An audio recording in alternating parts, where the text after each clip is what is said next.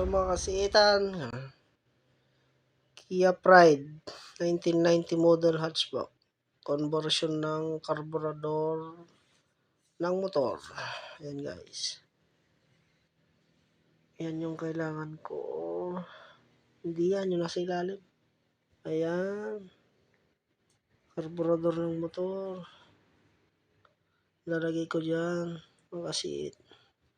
Kailangan lang dyan yung plate tsaka mga gasket, yung gasket maker.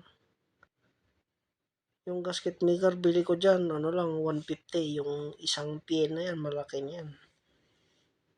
Tapos yung bakal naman na yan, 500 lang yan naman. Sa machine shop yan. Yan lang yung kailangan guys. Tsaka yung Vita Gray.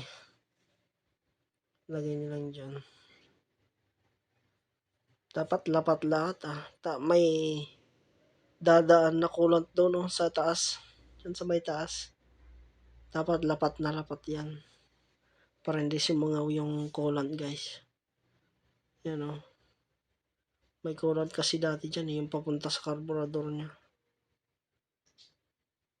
Ginagawan ko pa lang ng gasket. Yan guys, yung 150 malaki yan. Nabawasan ko na yan. Makapal yan guys. Tan, ayun na, nakalagay na. 155 pala na Mikuni yan guys. Yung brand niyan, pang Temex 155 Mikuni. Tapos yung kable naman guys, yung stock na kable ng mismong sa Kia. Putulin nyo lang yung sa dulo niya, yung may yung buli ba. Yung nakahawak sa throttle niya. Putulin nyo lang yung, bawasan nyo lang. Sakto sa pin niya guys. Yan, may viewers pa nga ako dun Yan, may Kia rin yun. Gusto niya rin ipagawa. Ayan guys. Update. Okay. Paandar niya. Simple.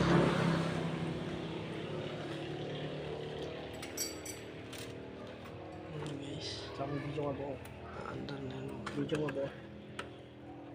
Lalagay pa yung terminal ng battery.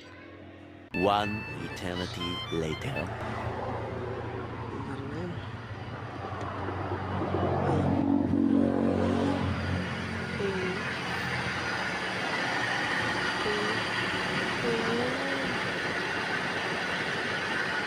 Andar na.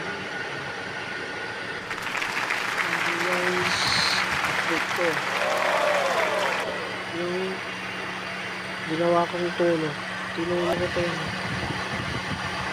Kaya subaybayan nyo guys yung next na episode.